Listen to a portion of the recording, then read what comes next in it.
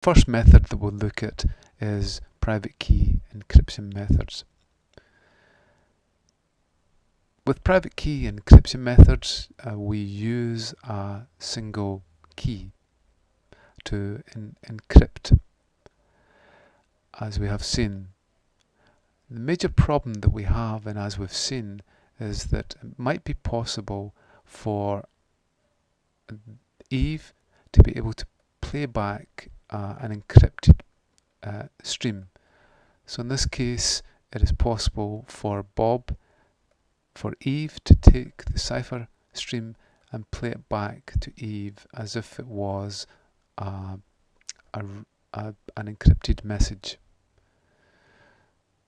So what we typically do is we add salt to the encryption. And with salt, we can see here, we take our block, we encrypt it with a key, we take another block and we encrypt it. Typical block sizes are 64 bits for DES and 128 bits for AES, Raindow. What we do though is that we add salt to the key, typically known as an initialization vector, IV, and then that changes the encrypted block in some way. So as long as both sides, Bob and Alice, know what the IV vector is, they just apply it and it is possible for them to be able to decrypt it. Then the same block will have a different encrypted block, so it's not possible for Alice to play it back. An enhancement on this is to use what's called Cipher block chaining. With this, we take our block, we exclusive OR our block with our initialization vector, add the key, then we take the block from the last time, we exclusive OR it with a new block, and we get a new encrypted block. This, taken from Wikipedia, shows how this happens. We can see here that an image, which is encrypted with one of the most robust private key encryption algorithms, AES, we can actually still see the object, and this is because of our problem of recurrent blocks having the same pattern. But we can see here, if we use this method, then when we encrypt this image, then it's very difficult to see it. One of the main methods which are used in private key is DES. DES uses 64 bits and has a 64-bit encryption key, but unfortunately if the bits aren't actually used for the encryption. So there's a 56-bit key. So it is fairly insecure in terms of decryption, and it can be typically cracked in a short time. An enhancement to this is known as 3DES. With 3DES, we use 3 keys.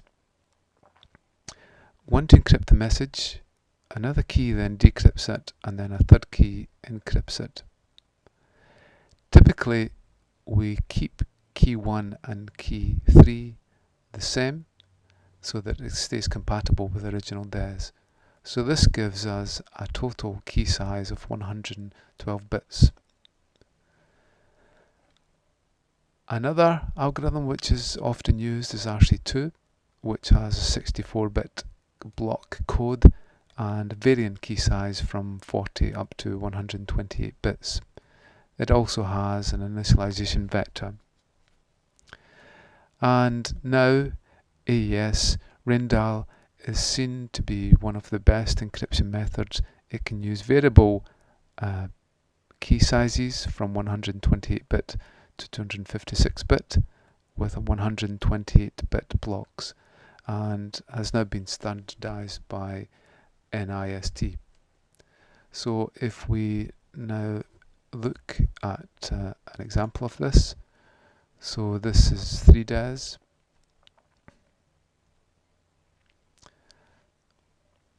It just takes a little minute to load the page.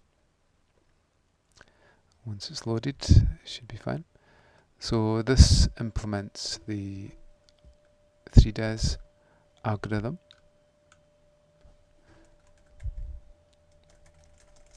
We put some text in. We apply our key, 1, 2, 3, 4, 5, 6, 7, 8. Encrypt it, and we can see here this is our encrypted stream, and then just as a test we should be able to get our original text back. If we go back and now we look at RC2, we just put in some text.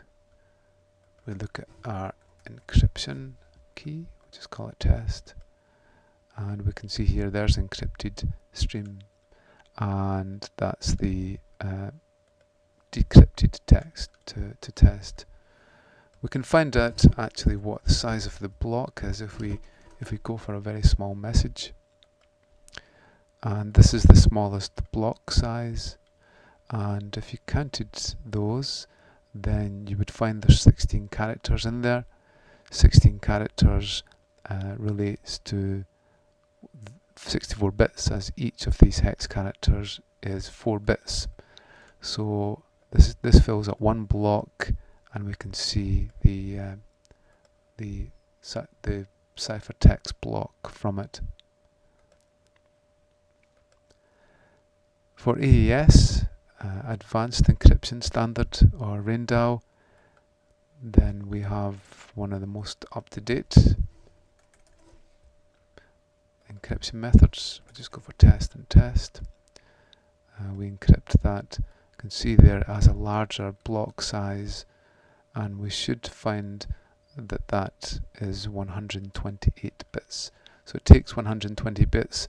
There isn't enough bits in here, so that it pads them with some null bits.